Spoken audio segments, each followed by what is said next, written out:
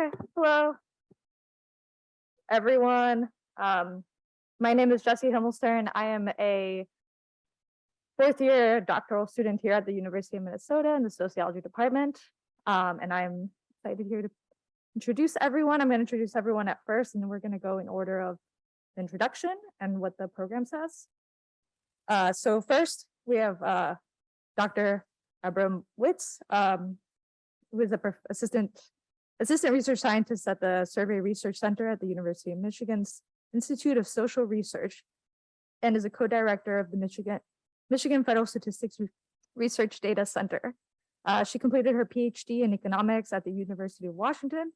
Her research interests include health insurance, medical expenditure, time use, marriage, fertility, and general health topics. Our second speaker, who is online, who's going to do his presentation remote, is Hyson Cheng Chi. He is a PhD candidate at the Department of Economics at the University of Pennsylvania. His research focuses on the macroeconomics of the labor market. He has been, I'm assuming, okay, thank you, Amy. His research focuses on microeconomics of the labor market, and he has been named the Dean Scholar at the University of Pennsylvania in recognition of his outstanding scholarly achievement. He's also the organizer of the Labor Firm and Micro Reading Group. Next, we have Michael Lachanski, who's here in person. He's a third-year doctoral candidate in demography and sociology at the University of Pennsylvania, and an MA candidate in statistics at the Wharton School. He is interested in combining classic demographic methods with modern causal inferences to examine the evolution and function of educational and occupational systems in the US. He has secondary research interests in open science, evolutionary social psychology, and crime. And prior to his doctoral work, he completed an MPA at Princeton University School of Public and International Affairs, where he was the first Cincy scholar selected from Princeton's undergraduate economic department. He has also co-authored peer-reviewed research in the Journal of Human Capital, Econ Journal Watch, and the International Review of Financial Analysis. And last, we have a fellow Minnesotan student, Taek, who is a PhD candidate in the Applied Economics Department. He completed his bachelor's degree in economics and statistics here at the university, and completed his master's in public policy at the Humphrey School of Public Affairs. And his research mostly focuses on aging and retirement, particularly on the labor market and health outcomes of bridge employment and retirement. So first, we'll welcome Dr. Abramowitz. Sorry, chopped up your name there. But I think it's here, okay. Great, thank you so much. I'm so excited to be here. My name is Joelle Abramowitz. I'm an economist at the University of Michigan's Institute for Social Research. And today I'll be presenting really world premiere data from this project. I should acknowledge funding from the National Science Foundation and note that these are my views and not theirs.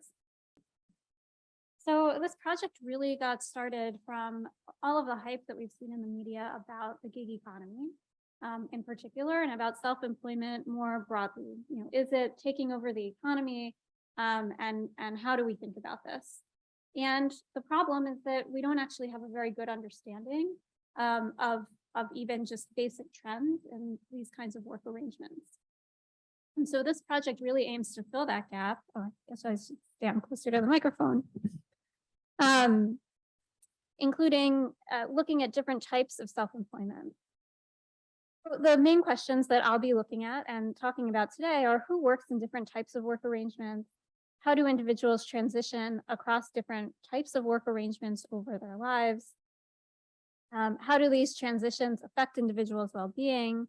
And then also looking at how platform gig work fits into the mix of all these questions. So just to give you an example of what I'm talking about when I refer to different types of work arrangements, and in particular about self-employment. So here we have some examples of different kinds of self-employment that you might do in the transportation sector. So you could be driving for a rideshare service. Alternatively, you could just provide your own driving services and advertise them yourself, say on Craigslist. Or you could maybe grow that business into a larger business like A1 Airport Cars and be the owner of that business. You could also work as a self-employed contract driver for A1 Airport Cars. And all of those people would be involved in the transportation sector. They would all be self-employed, but they would have very different barriers to entry into those different types of jobs. And also very different potentially economic outcomes as a result, and also physical and emotional outcomes as well. We could also see people that are employees for A1 Airport Cars, or they might be confused about whether they're an employee or they're self-employed. So those are things we want to think about when we're thinking about data related to these questions. And also we want to think about how people move across these different kinds of roles. Do some roles act as an entree into entrepreneurship? Or do people, maybe they get older and they want to, they don't want the responsibilities associated with their business that they developed over their career, and they switch into a different role. But we don't really have good data to tease out those different kinds of roles. The data that we do have, we have administrative records, which come from tax reporting. We also have some electronic transaction records. Those could come from, say, a platform themselves or from bank account records. And those are really valuable data, but they also don't have a lot of the characteristics that we want to know, especially when we're trying to get at well-being. What are their family or demographic characteristics or health characteristics?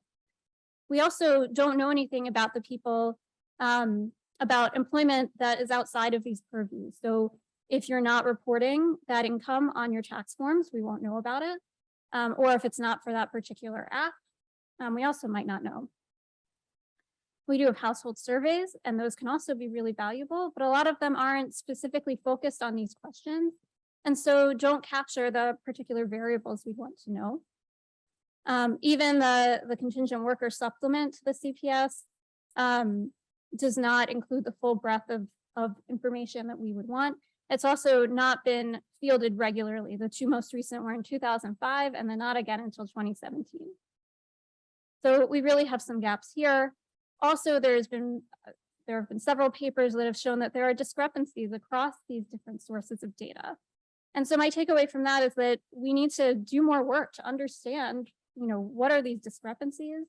How is it reported on surveys? And to better understand the nature of self-employment. That's where this project comes in, to fill this gap. To do that, we use the 1997 to 2019 Panel Study of Income Dynamics, PSID. It is a longitudinal data set. And we do use public data, but really the main thrust of our innovation comes with using internal narrative descriptions of industry, occupation, and job title, along with employer names that are collected in the PSID. And we do, as I'll show you in a minute, we have information about all the jobs held in since the last wave, including primary and then additional jobs. For this analysis that I'll show you today, we're only looking at currently held main jobs. But in future analyses, we'll look at those other jobs. We'll also incorporate sample weights. So just to tell you what is collected on the PSID that we're using for this project. So if you were being interviewed, the interviewer would ask you, I'd like to know about all of the work for money that you have done since January 1st of 2 years ago. Please include self-employment and any other kind of work that you've done for pay. Start with any job. What is the name of this employer? What is the official title of your job? In your work, what is your occupation? What sort of work do you do? What are your most important activities or duties? And what kind of business or industry is that in? So we have the name of the employer, job title, and we have several sentences for each of industry and occupation. Those are then used to code industry and occupation, and you can see those publicly on the PSID, but the narratives remain internal. And this project is really an aim to use them to then be able to look at these other aspects of employment. We use these narratives along with machine learning to classify these work arrangements. To do that, we had 2 individuals review a small subset of the data to identify common themes and develop a classification schema. Once we had the schema, the 30% of the data was hand-coded. I should say we had about 170,000 job reports, so 30% was not a trivial amount to hand code.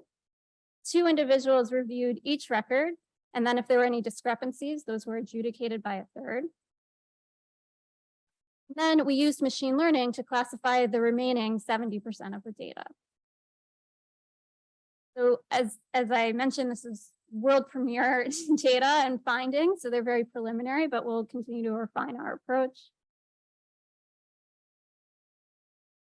And just to give you a sense of what the schema looks like, I'll be talking about 4 main categories today, but we did also identify some subcategories. So the main categories are informal self-employment, which will include platform gig work. In some cases, we're able to break that out separately. It will include formal self-employment, which would reflect more of independent contractor arrangements. Then separately business ownership, which includes self-employed managers, and then traditional wage and salary employment, including short-term and contingent employment. So here we're going to dive right into the data, just to give you a sense of what we see. So on the left-hand side, we plot the number of individuals engaged in wage and salary employment. We see that increasing over time. On the right-hand side, we plot the numbers of individuals in informal, formal self-employment and business ownership. And what we see here is that for formal self-employment, the share the number has been relatively stable over the period. We've seen an increase in business ownership, but we've actually seen a really stark increase in informal self-employment. So here are a lot of numbers, but if you click through, I have, circle.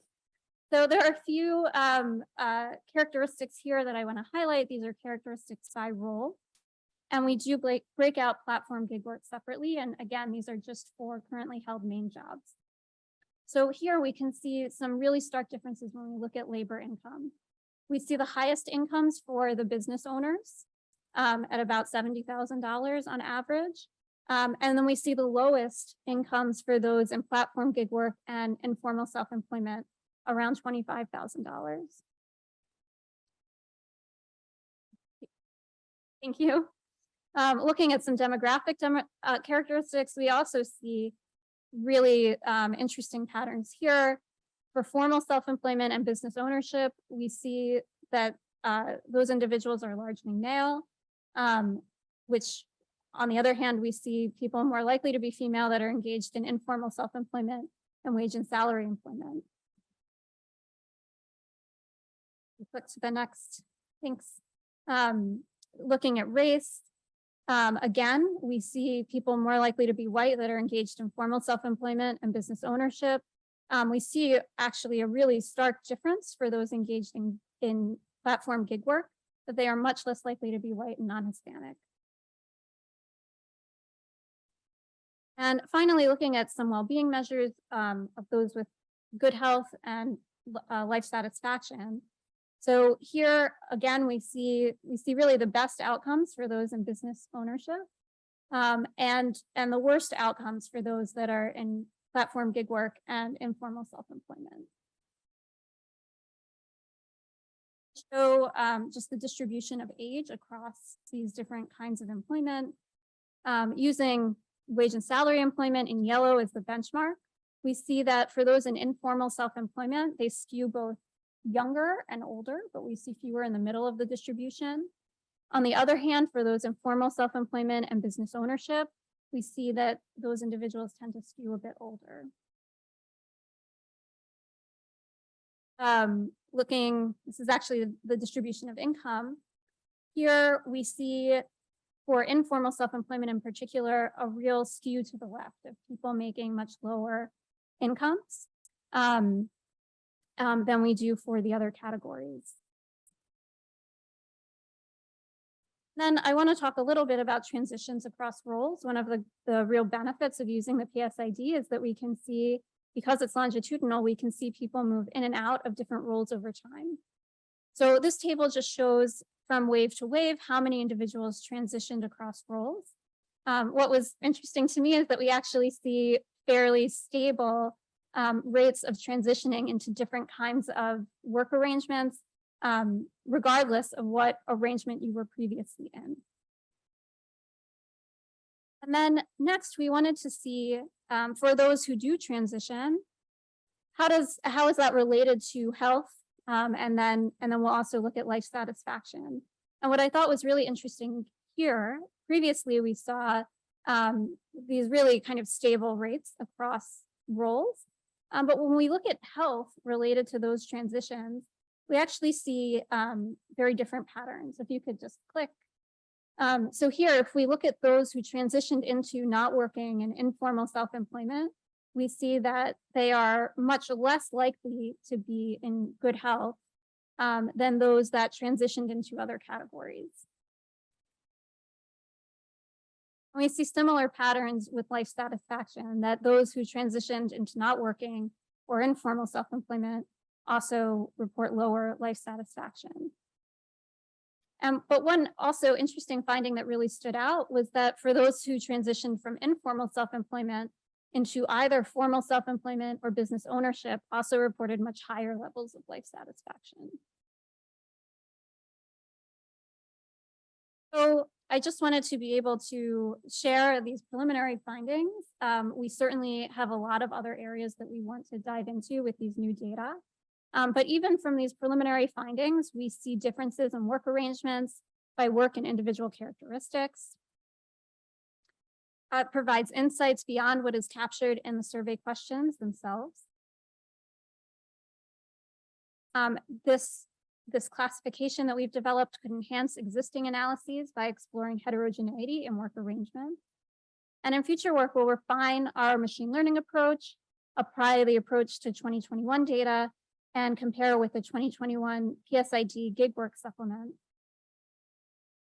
But really, these preliminary findings motivate future research, exploring trajectories across different work arrangements and their effects on financial, physical, and mental well-being over the life course. So thank you so much. I'm happy to hear any questions you have. Thank you. No? Okay. Great. So we're going to be talking today about U.S. job tenures in the post-industrial economy. And you might be wondering, why am I interested in job tenures? It's not wages, it's not employment. And social scientists have taken an interest in this topic because, well, I guess the first thing we should do is define what a job tenure is. It's the amount of time that an employee has spent with a particular employer. And what's interesting about this, there we go, great, is that between men and women, this has become an important site of convergence in the labor market. So historically, men and women used to have very different job tenure trajectories. Now they seem to work for a very similar number of years. And what this reflects is both men's job tenures going down, some people call this employment instability, and women's job tenures going up. And there's no explanation that can be found through simple regression for what's going on. So if I put job tenures on the right-hand side or on the left-hand side of my regression and all the covariates on the right, that maybe explains about 10% of what's going on. We know to some extent that there's rising mid-career separation rates for men and declining mid-career separation rates for women, but we don't know much beyond this. I should also point out that scholars have been very interested in job tenure differences between races over time. There's been calls for research on this topic. For instance, in the annual review of sociology in 2011, people have really not followed up on this, and I'm going to help supply some tools that enable to make following up on this topic a bit easier. And then finally, I think that non-stable population theory, which I'll talk very briefly about here, offers a unifying framework for the understanding of differences in job tenures over time and across groups. So a research question is going to be, can we use the tools of non-stable population theory, particularly variable R relations, to study the job tenure distribution? This is an open question, just no one's ever done this. I should note that there was previous work in economics that did use some demographic methods, such as computing job survival rates over a 4-year period or a 10-year period. But few have used the full set of demographic relations that are available. The vast majority of recent work on job tenures basically uses a simple regression approach. I should also point out that there's an important line of macroeconomic research on the labor market in which the job separation rate is actually constant over the business cycle. And these kinds of methods could shed light into whether or not that's a valid assumption. So we're going to ask whether variable R methods can shed light on sex and racial differences in expected job tenures over time in the United States. So what does it take to actually convert this kind of demographic analysis into something we can actually use on labor markets? It's a pretty simple mapping from demographic quantities of interest to things that we think about in terms of labor markets. So for interest, for example, a birth becomes a hire, a separation becomes a death. We have a birth cohort, which corresponds to a job vintage or the year that a hire took place. We have cause of death, that's the reason for separation. We can create a multi-decrement life table with the probability of your job ending in quits, the probability of your job ending in a firing or layoff. All of these quantities are available in either the SIP or CPS. Finally, we have life expectancy, which corresponds to job tenure expectancy, which is going to be the quantity of interest in this talk. So once we have these objects from demographic theory, we can apply all of our standard decomposition techniques to analyze what the correlates of differences are. And we're actually going to get from this, I should point out, I guess you can't go back.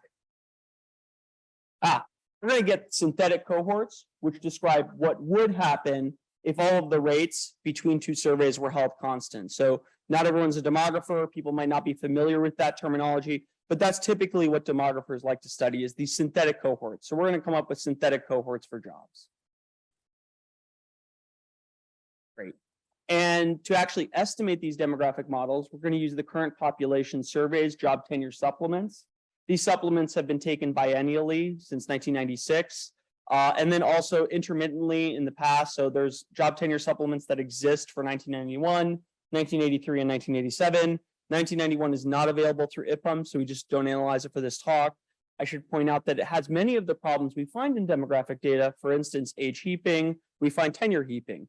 People tend to report the amount of years that they've spent on the job, rounding to the 5th or 10th decimal or 5th or 10th digit. So we see spikes at 10, 20, 30. Those are almost certainly not real spikes.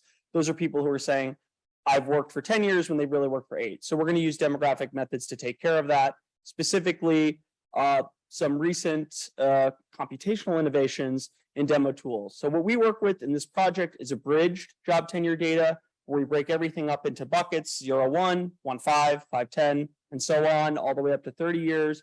Unfortunately, the census's privacy protections have prevented the release of job tenures for over 32 years. So we're stuck rounding up to 30. I think our results are still sensible, if rough.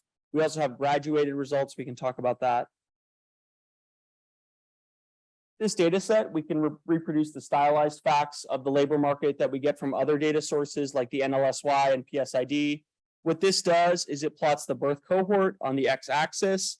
It plots the share of workers near the end of their careers, that's aged 55 to 65, who report working for a single employer for 21 years or more. And again, we see a decline in the fraction of a working cohort of men that have that characteristic.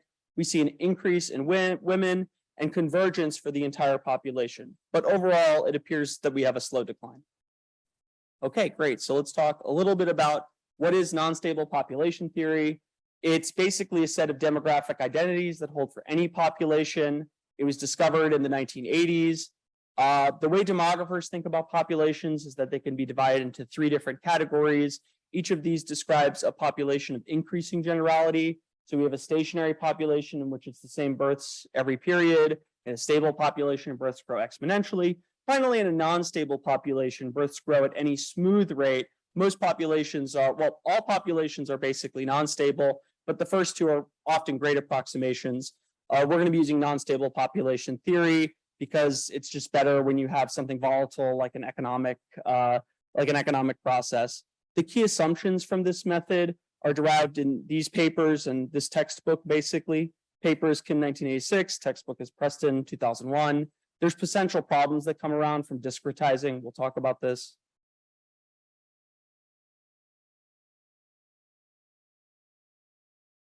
So what is the basic idea of what we're doing? The basic idea of stable population theory is this equation, right, which relates the number of people reporting a specific number of years in a cohort. That would be, say, the NXT term. That's the number of people who say, I've been on the job for 10 years. And then NY would be, I've been on the job for 5 years, to the survival probability between surveys. And then this age A specific growth rate. In our case, that's going to be job tenure specific growth rate. The idea is that NX, NY, and this job tenure specific growth rate are all observed. So we could do a little bit of algebra, and then we solve for this survival function, which is LX over LY. That's exactly what we need if we want to calculate something like a job survival probability. And there's an algorithm that we're not going to talk about to do that. We're just going to skip the results. So the answer is yes. Variable R relations do seem to recover, to me, sensible looking job survival probabilities. All of these are downward sloping. They have an easy interpretation. We can say that your probability of surviving 1 year on the job for a typical American, really over any time period in the last 40 years, something like around 60 to 70% chance that you will not make it to 1 year. Most jobs in the economy do not survive 1 year. An important finding, I think. It does appear to be the case that there are fewer long-lived jobs from the 1980s to today. So I've constructed this 1985 curve from the 1987 and 1983 job tenure surveys. But overall, these curves seem to cluster together a lot. Or do they? When I log the job survival probability and I look very closely, I find that there actually does seem to be some deviations for long tenures.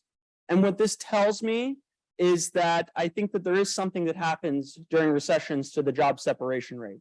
Very easy interpretation. The job separation rate, the job survival probability do change during recessions, and they change in a very obvious way. Job survival goes down during recessions. They go down more for jobs that last a longer time. So we see the 2001 curve, that corresponds to the dot-com bubble. The 2009 curve corresponds to the Great Recession, and it's just clearly different from the rest of the curves that we can draw. We might be interested in using this to draw out the job tenure expectations, the object of interest. And what we find is that the typical job lasts less than 2.5 years. This lines up, I think, very nicely with the NLSY's finding that people hold something like 8-ish jobs between 18 and 34. But we got this entirely from cross-sectional data and also the hiring rate. We, of course, see that the job tenure expectations go down during recession. Common sense finding, but a new method to get it. We can also use this to investigate inequalities. So I think the first interesting finding of inequalities is that the typical woman's job tenure in expected terms is a little bit longer than the typical men's job tenure in expected terms. However, when we condition on surviving for 1 year, a distinct male advantage emerges. And I would argue that that's what most studies that are working on the job tenure distribution by itself have been studying. Essentially, they're ignoring that there's different hiring into these professions. And if you try to adjust for the hiring rate, the job tenure distributions themselves maybe don't look as different if you were to look from, say, year 0. We can also use this to look at African-American versus white job tenures. We see a clear white advantage when it comes to the length of job tenures that exists in all time periods. And that advantage largely vanishes again when we condition on a job surviving to 1 year.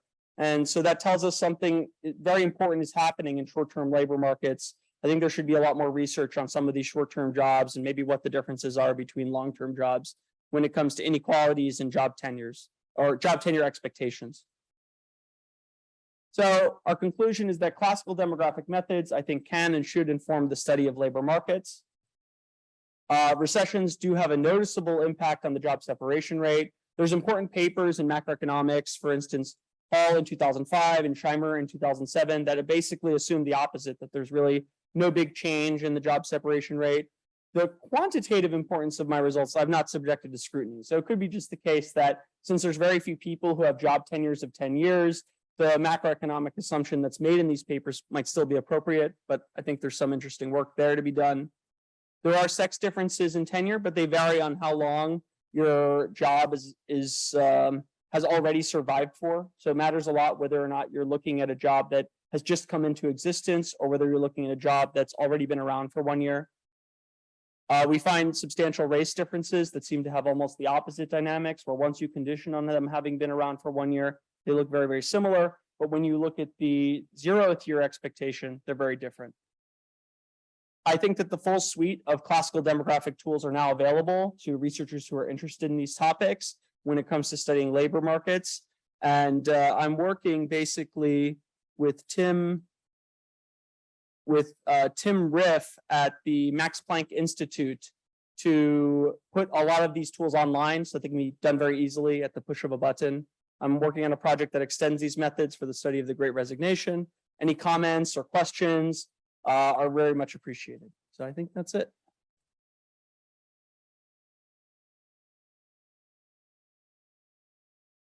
And I'd like to thank Penn Population Studies Center, Andira, IPUMS, National Institute of Health, Sam Preston, Michelle Guillot, Herb Smith, Shisong, and Ermi.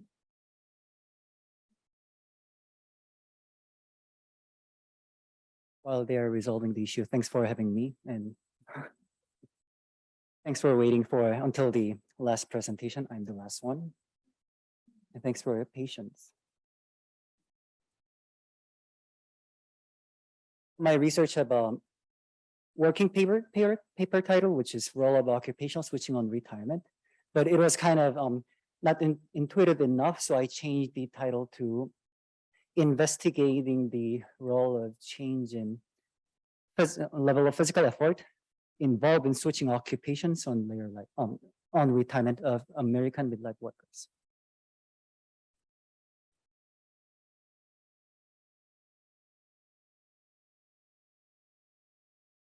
Or please take your time. I can just start my introduction without the slide is fine. We all probably agree that retirement saving is important, not only because life without money is really bad, tragic, but also because of increased longevity and aging. However, recent report has shown that there are a significant number of people who are not financially prepared for their retirement. So what are the possible options to say, I'm sorry. First slide, please. What is the plausible option? One option would be to postpone retirement. However, aging frequently involves a deterioration of physical health and abilities that makes retirement more attractive. So what would be the other option? One option would be to switching to occupations requiring less physical effort. However, while I was working on this issue, I also found that approximately half of the occupational switcher actually moved to occupations that require more physical effort. And we can see the two types of occupational switching, and we can also expect that the reasons, processes, and outcomes of occupational switching will be different between the two types.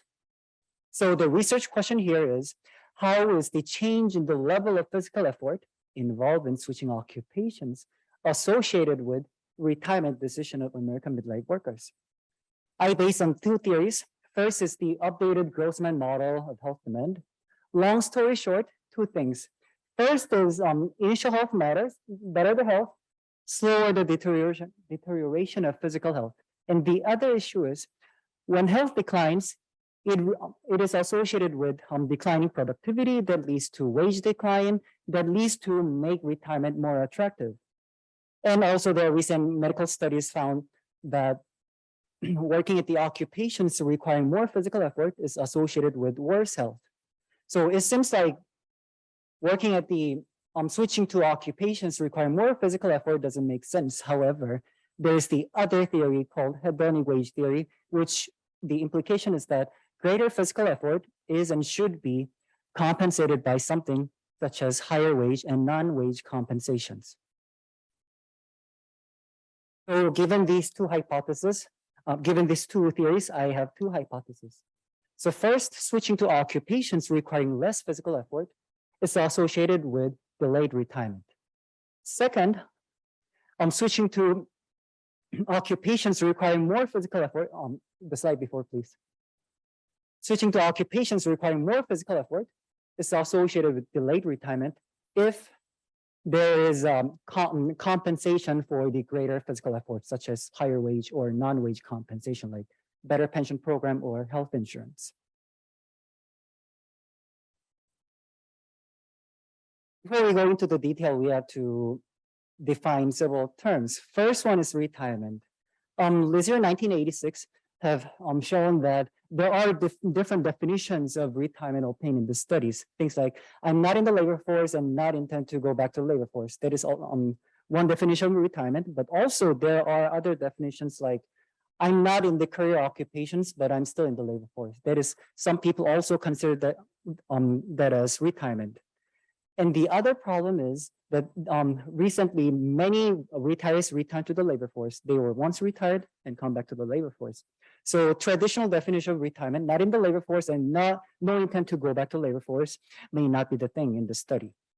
Therefore, I use two definitions of retirement. First, I use the term complete retirement. I probably have to change to full retirement though. And the definition is not in the labor force in the given period. So respondent define him or herself as not themselves as retired and 0 hour working and zero labor income. And the other definition I named ordinary retirement, which is a respondent define oneself as retired and works less than 1,200 hours per year, which is commonly used in the economics papers. The other definition to be defined is occupational switching. There are some, because I'm using longitudinal data, I found number of respondents who switch occupations more than once. And furthermore, even if they switch up to twice, there are some people who switch to more demanding occupations first, and then to the less demanding occupations. The problem here is that to conduct the analysis, those respondents should be either one of the type of occupational switching, but in this case, they cannot be in one of the types. Therefore, I exclude, excuse me. So I exclude those who switch occupation more than twice in the given waves. And also I exclude those whose direction of switching between the two occupational switching are different. In this study, I'm using 3 data sets. Mainly, I use health and retirement study of early baby boomer cohort data from 2004 to 2016. And I analyzed the data separately for male and female samples. And this data is merged with occupation information network to obtain the physical level of physical effort. And I use the physical abilities requirement, 5 variable subcategories, and I use principal component analysis to obtain the one-dimensional variable indicating the physical level of physical effort. Lastly, I used IPUMS USA to obtain the average retirement age of each occupation in each wave, which will be used as an instrument. Simply speaking, I'm going to be using I use two-way fixed effect estimation with 2 sets of occupational switching indicator for each type of occupational switching. And also for each type of occupational switching, I have 3 binary indicators that indicate represent number of years after switching. So have 0 to 1 year after switching occupations representing at the time switching occupation, 2 to 5 years representing a short term after switching occupation, and 6 to 11 years representing long term after switching occupations. Where the party begins is the econometric issues. First, the selection bias. Wage, social security, and pension are likely to be their observability depends on the retirement status, meaning the observability status is non-random. Therefore, we have to test and correct this issue. And I chose the method introduced in Waldron 1995.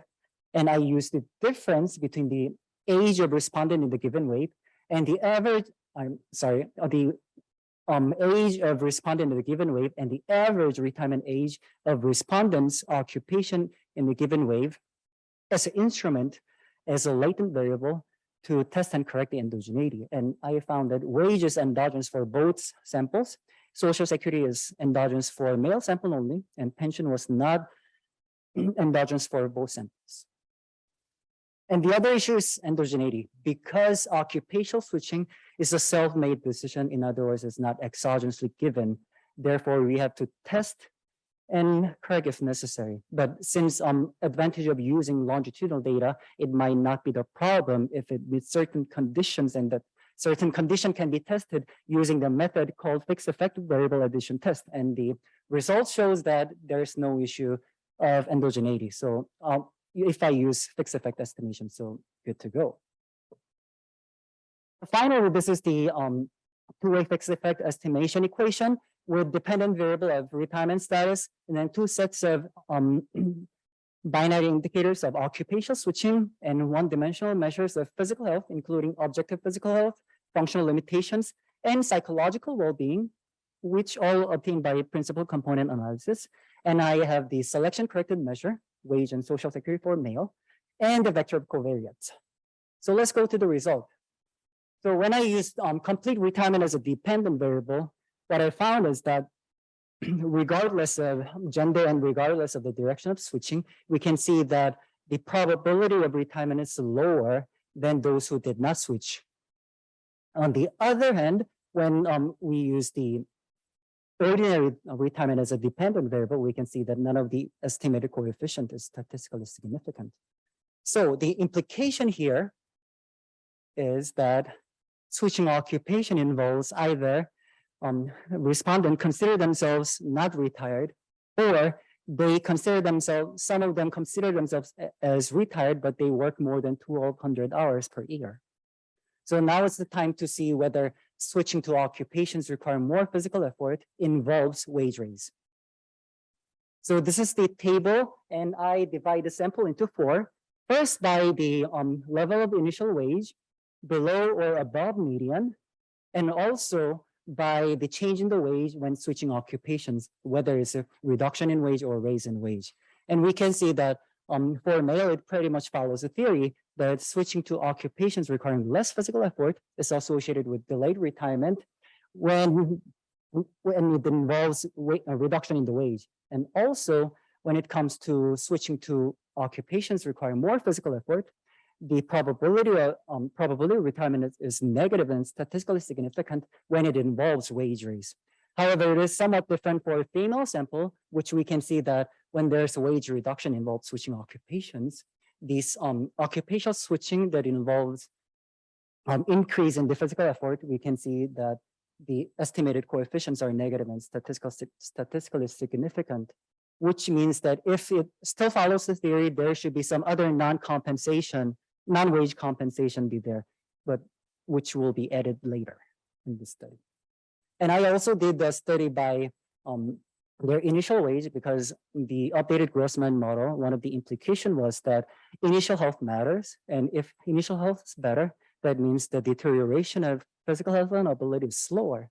So we can see that it pretty much follows the theory that those with better than fair initial health has a negative coefficient for the switching occupations requiring less physical effort.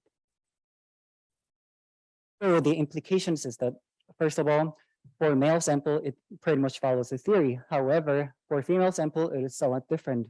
In other words, there should be more investigation needed, which will be the next chapter of my dissertation, working on the physical health outcome as well as life satisfaction. So last page, please.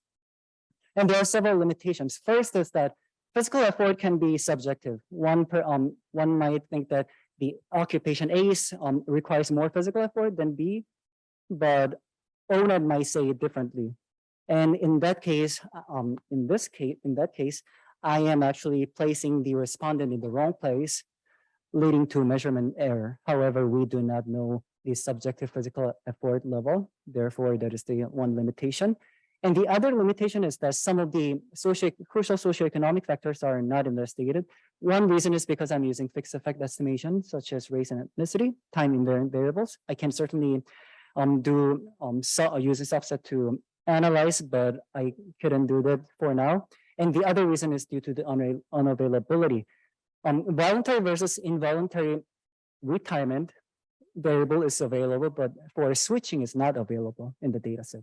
And the last one is the qualitative factor, which things like what are the reasons of switching occupation that should matter in the outcomes as well, but that is also not available in the data set. So this is it, and I would like to receive your feedback and questions. Thank you.